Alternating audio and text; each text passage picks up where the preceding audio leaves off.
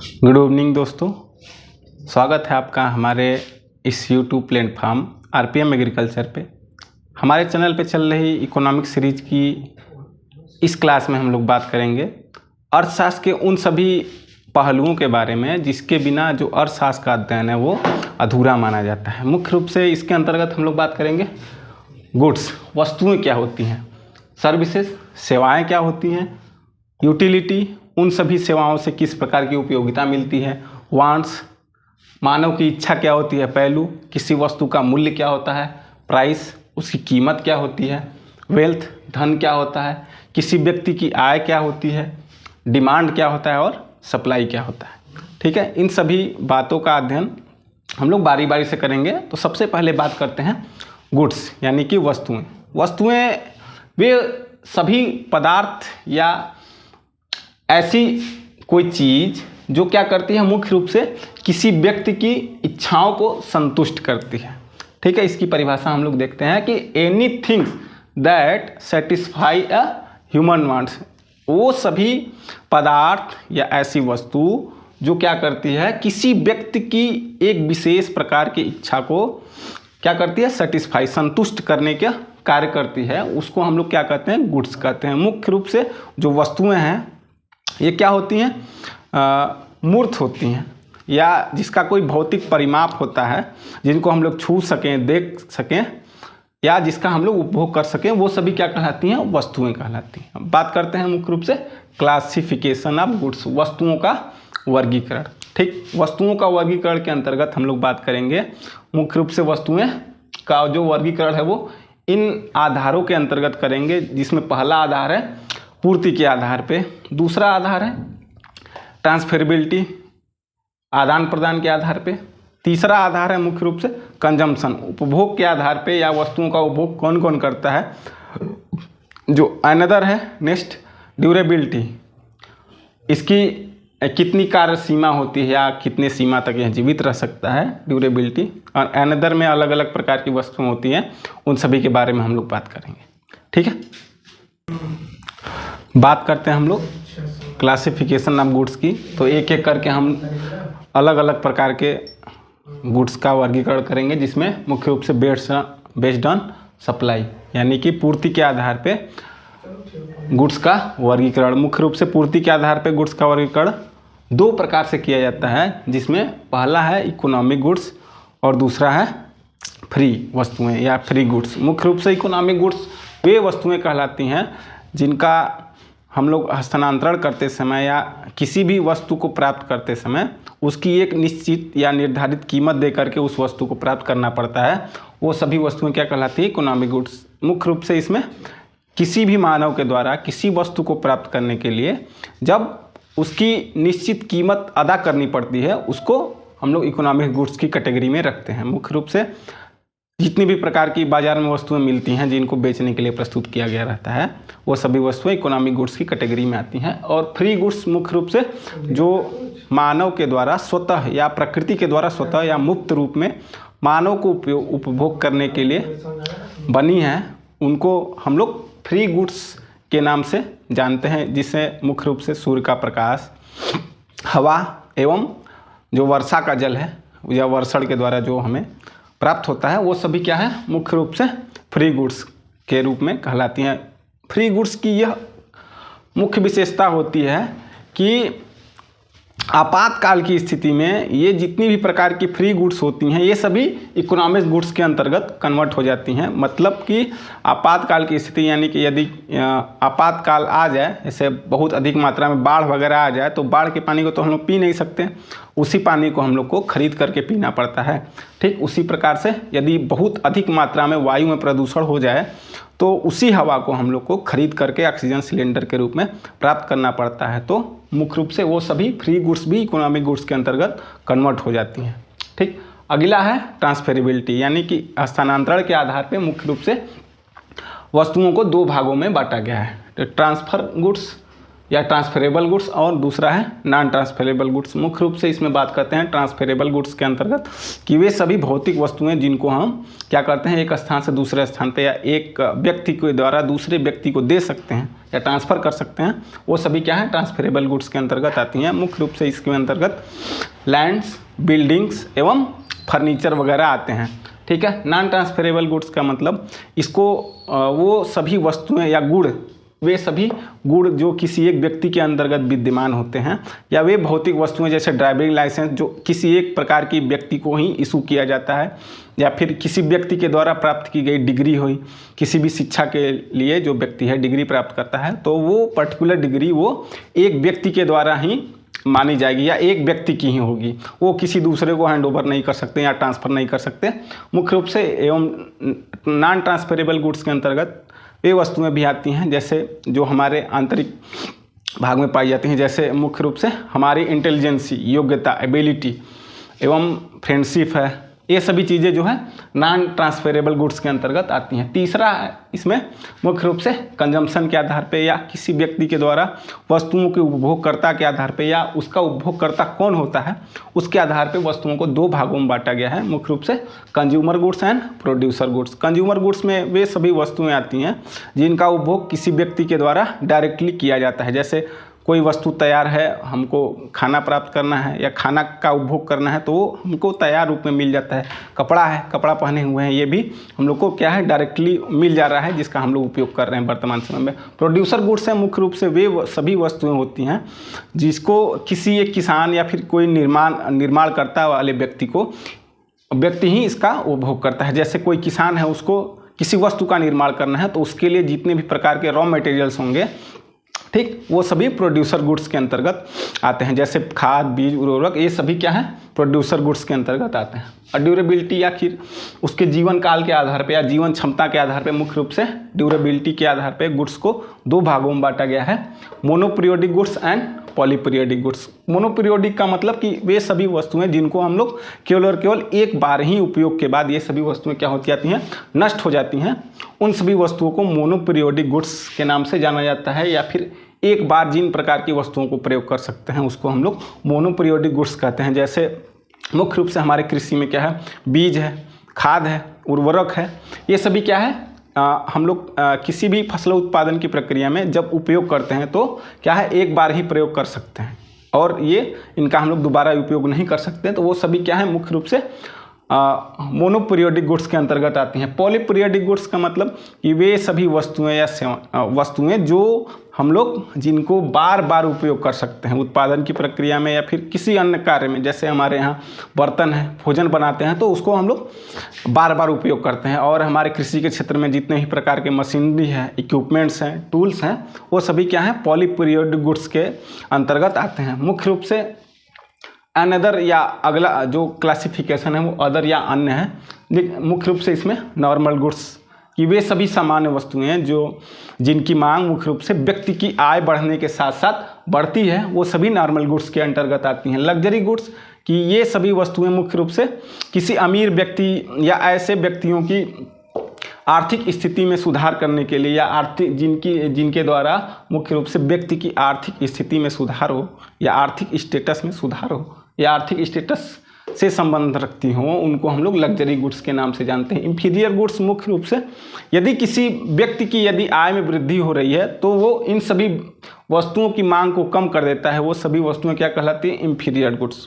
इसका मतलब है कि जिन प्रकार की वस्तुओं की जो मांग है या इसको हम लोग हिंदी में कह सकते हैं जिनकी हीन उपयोगिता होती है, ठीक, या कम उपयोगिता वाली वस्तुएं। जैसे हमारे पास जाहिर सी बात है मोटा चावल हम लोग बहुत कम खाते हैं वर्तमान समय में, या जब सुगंधित चावल मिल रहा है तो हम लोग मोटा चावल क्यों खाएंगे। जैसे जैसे मान लीजिए व्यक्ति की आय बढ़ गई, वो क्या करता है, मोटा चावल को छोड़ करके सुगंधित चावल को खरीद सकता है और उसका उपभोग कर सकता है, तो वो इन प्रकार की वस्तुओं को क्यों खाएं। इसलिए उन सभी वस्तुओं को इंफीरियर गुड्स के अंतर्गत रखा जाता है जो मुख्य रूप से किसी व्यक्ति की आय पर निर्भर करती है, जिनकी मांग किसी व्यक्ति की आय पर निर्भर करती है।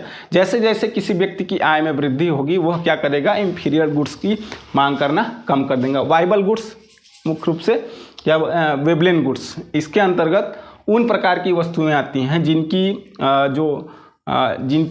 जिनको बहुत कम मात्रा में बनाया जाता है और इनकी कीमत जो है बहुत अधिक होती है, जैसे हीरा, ठीक, ये सभी वस्तुएं मुख्य रूप से इसके अंतर्गत आती है और इन सभी वस्तुओं के लिए जो है अमीर व्यक्तियों में प्रतिस्पर्धा होती है, ठीक। नेसेसरी गुड्स मुख्य रूप से मूलभूत आवश्यकताओं वाली वस्तुओं को हम लोग नेसेसरी गुड्स कहते हैं, जिसके द्वारा किसी मानव की जो आजीविका है वो चलती है। जैसे मानव की मूलभूत आवश्यकताओं वाली वस्तुएं कौन कौन से हैं? रोटी, कपड़ा और मकान, ठीक।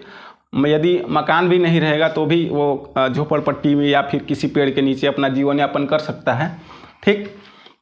कपड़ा नहीं रहेगा फिर भी वो अपना जीवन यापन कर सकता है, परंतु यदि उसके पास भोजन नहीं है या खाने के लिए भोजन नहीं है तो वो अपना जीवन यापन नहीं कर सकता। इसलिए मुख्य रूप से मूलभूत आवश्यकता वाली वस्तुओं में हम लोग रोटी को अधिक प्राथमिकता देते हैं, ठीक। गिफिन गुड्स मुख्य रूप से वे सभी वस्तुएं गिफिन गुड्स कहलाती है। इसको मुख्य रूप से सर आर गिफिन ने, इधर बात कर लेते हैं,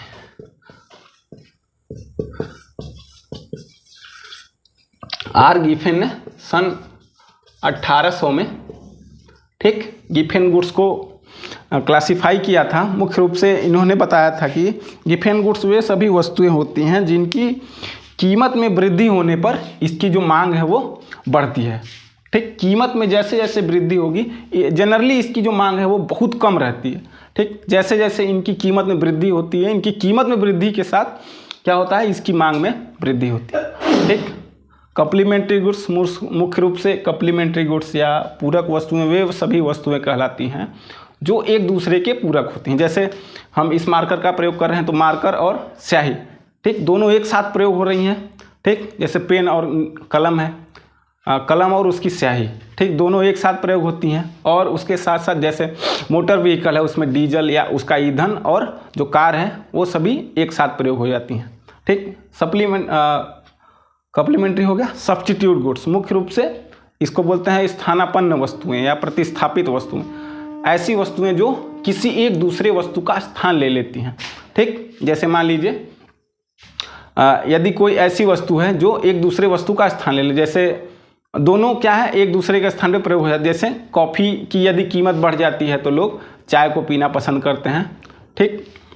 तो ये था क्लासिफिकेशन ऑफ गुड्स मुख्य रूप से। इसके बाद हम लोग बात करते हैं, अब हम लोग बात करते हैं सेवाओं की। मुख्य रूप से सेवा क्या होती है? सेवा वह कार्य है जो किसी एक व्यक्ति के द्वारा दूसरे व्यक्ति के लिए किया जाता है।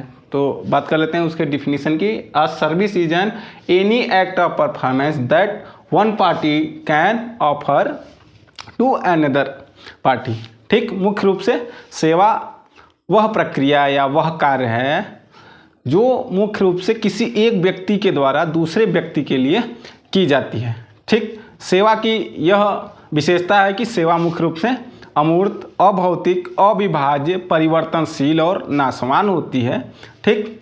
मुख्य रूप से सेवा वह, इसका एग्जाम्पल के तौर पे हम लोग बात कर लेते हैं। जिस प्रकार से शिक्षक अपनी सेवा मुख्य रूप से बच्चों के लिए देता है, ठीक, तो वह प्रक्रिया या वह सेवा है जिसमें मुख्य रूप से सामने वाले व्यक्ति को ऐसा महसूस होता है कि उसे कुछ केवल और केवल प्राप्त हुआ है, महसूस होता है, ठीक। जिसको हम लोग देख नहीं सकते, ठीक, जिसको हम लोग छू नहीं सकते, केवल महसूस कर सकते हैं कि हमें कुछ प्राप्त हुआ है। इसी प्रक्रिया या उसी कार्य को हम लोग सेवा कहते हैं। मुख्य रूप से किसी डॉक्टर, शिक्षक, इंजीनियर, मजदूर या नर्स के द्वारा दी जाने वाली जो सेवा है वो सभी इसके अंतर्गत आती हैं, ठीक।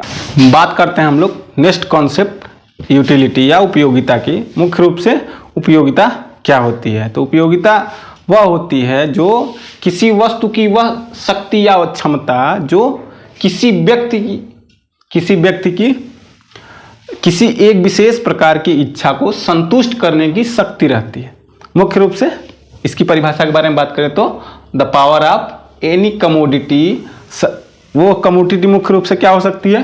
गुड्स हो सकती है या कोई सेवा हो सकती है जो to satisfy the human wants is also known as utility. अर्थात मुख्य रूप से किसी वस्तु की वह शक्ति या क्षमता जो किसी व्यक्ति की एक विशेष प्रकार की इच्छा को संतुष्ट करने की शक्ति रखती है, उसे हम लोग उपयोगिता कहते हैं। उपयोगिता मुख्य रूप से 4 प्रकार की होती है, या उपयोगिता की एक विशेष गुण होता है कि ये किसी विशेष प्रकार की वस्तु की अतिरिक्त इकाइयों का उपयोग करने के साथ साथ क्या होती है, वस्तु की अतिरिक्त इकाइयों का उपभोग करने के साथ साथ घटती रहती है। मुख्य रूप से जैसे हम लोग बात कर लेते हैं कि कोई एक वस्तु है या कोई वस्तुओं की 10 इकाइयाँ हैं, वो सभी इकाइयाँ भार, गुण, स्वाद, रंग, रूप आदि में एक समान है, तो उन सभी वस्तुओं के उपभोग से किसी व्यक्ति को एक समान जो यूटिलिटी या उपयोगिता है वो प्राप्त नहीं हो सकती। मतलब कि हमने एक रोटी खाया,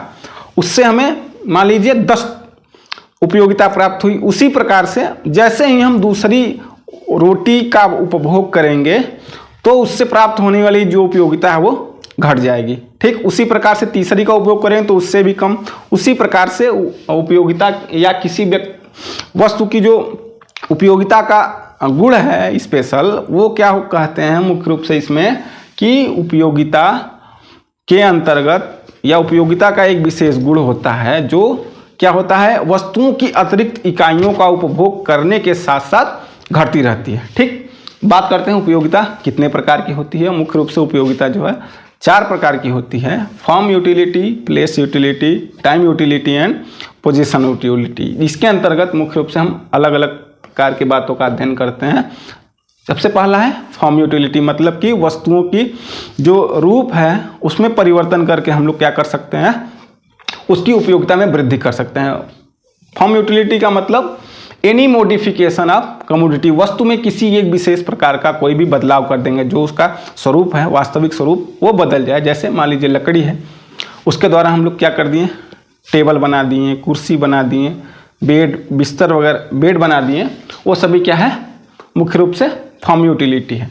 उससे क्या हुई, उस लकड़ी की जो उपयोगिता है वो बढ़ गई। ठीक, क्या किए हम लोग, मुख्य रूप से उसके रूप में परिवर्तन कर दिए और उसकी जो उपयोगिता है वो बढ़ जाती है, तो ये क्या कहलाता है, फॉर्म यूटिलिटी। दूसरा है प्लेस यूटिलिटी। इसके अंतर्गत मुख्य रूप से हम क्या करते हैं, किसी एक वस्तु की जो एक विशेष स्थान होता है उस स्थान से दूसरे स्थान में परिवर्तन कर देंगे। जैसे मान लीजिए कोई वस्तु है वो हैदराबाद में मिलती है, और वो जैसे बात करते हैं हैदराबादी बिरयानी की, तो हैदराबादी जो बिरयानी है वो हैदराबाद की एक फेमस डिश है।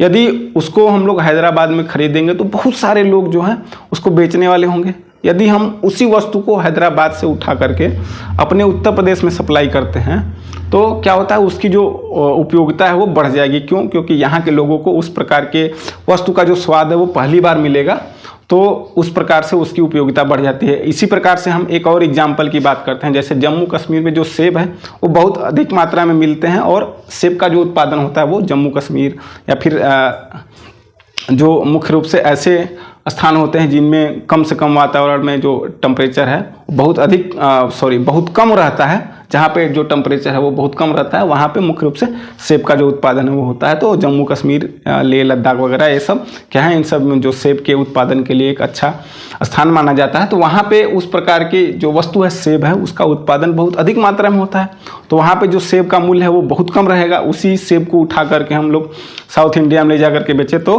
उस सेब की जो वैल्यू है वो बहुत अधिक होगी, वहाँ पे उसका जो कीमत है वो अधिक रहेगा। ठीक, तो इसके अंतर्गत मुख्य रूप से हम लोग क्या करते हैं, ट्रांसपोर्टेशन ऑफ एनी कमोडिटी, मुख्य रूप से एक वस्तु को स्थान में परिवर्तन कर देंगे तो वो क्या हो जाएगा, मुख्य रूप से वो प्लेस यूटिलिटी कहलाता है। तीसरा है टाइम यूटिलिटी, या मुख्य रूप से किसी वस्तु को हम ऑफ सीजन में यदि उसकी सप्लाई कर देंगे या पूर्ति कर देंगे तो वो क्या कहलाएगा, टाइम यूटिलिटी के अंतर्गत आएगा। इसी प्रकार से हम लोग बात करते हैं एग्जाम्पल में, मुख्य रूप से एग्रीकल्चर कमोडिटी के अंतर्गत ऐसी वस्तुएं देखने को मिलती है, इसका एग्जाम्पल जो है देखने को मिलता है। मुख्य रूप से हम लोग बात करते हैं, जैसे लोग नया चावल खाना बहुत कम पसंद करते हैं और पुराने चावल को अधिक प्राथमिकता देते हैं, उसकी कीमत जो है अधिक रहती है, और नए चावल की जो कीमत है वो बहुत कम रहती है। इसी प्रकार से हम लोग ऑफ सीजन में, जब क्या है, मान लीजिए जब आम का जो सीज़न आता है वो गर्मियों में रहता है, उसी आम को हम लोग यदि बरसात के समय में या ठंडियों के समय में ला करके उसकी सप्लाई करें तो उसकी जो वैल्यू है वो गर्मियों की अपेक्षा अधिक रहेगी। ठीक, बात करते हैं हम लोग नेक्स्ट पोजीशन यूटिलिटी। मुख्य रूप से इसके अंतर्गत क्या करते हैं, बाइंग और सेलिंग की जो प्रक्रिया है वो परफॉर्म की जाती है। इसके अंतर्गत मुख्य रूप से जो हम लोग उस प्रकार की वस्तुओं के बारे में बात करते हैं जो जिनके अधिकार में परिवर्तन होने से उसकी जो उपयोगिता है वो बढ़ जाती है। जैसे मान लीजिए विद्यार्थी है कोई भी, उसके लिए जो पुस्तक है वो किसी एक दुकानदार के अपेक्षा जो पुस्तक है वो विद्यार्थी के लिए अधिक उपयोगी मानी जाती है। तो इस प्रकार से हम लोग बात करते हैं पोजीशन यूटिलिटी। यदि वह व्यक्ति क्या है, दुकान में जा करके या दुकानदार के लिए वह पुस्तक केवल और केवल एक वस्तु का सामान होगा, मान लीजिए जैसे उसकी कीमत है जो 50 रुपये है, तो उस वस्तु की कीमत या उसकी उपयोगिता उस दुकानदार के लिए केवल 50 रुपये के बराबर होगी। और उसी वस्तु या उसी किताब को यदि जो विद्यार्थी है वो खरीद लेता है तो उसकी उपयोगिता कहीं ज़्यादा उस दुकानदार से कहीं ज़्यादा उस विद्यार्थी के लिए हो जाएगी। तो इसी प्रकार से क्या होती है जो पोजीशन यूटिलिटी है, इसके अंतर्गत मुख्य रूप से हम लोग क्या करते हैं, किसी वस्तु के अधिकार में परिवर्तन करके हम लोग उसकी उपयोगिता में वृद्धि करते हैं। और इसमें मुख्य रूप से दो प्रक्रियाएं परफॉर्म की जाती हैं, बाइंग एंड सेलिंग। एक व्यक्ति जो क्या करता है, वस्तु को बेचता है और दूसरा व्यक्ति जो है उसको खरीदता है। और खरीदने वाले व्यक्ति के लिए उस वस्तु की उपयोगिता जो है बेचने वाले व्यक्ति के अपेक्षा बहुत अधिक होती है। ठीक, तो बात करते हैं हम लोग यूटिलिटी की। इस प्रकार से जो आज का जो हमारा वीडियो है वो समाप्त होता है। अगले क्लास में हम लोग बात करेंगे अनदर कॉन्सेप्ट ऑफ इकोनॉमिक्स की। ठीक है, जय हिंद, मिलते हैं अगले वीडियो में।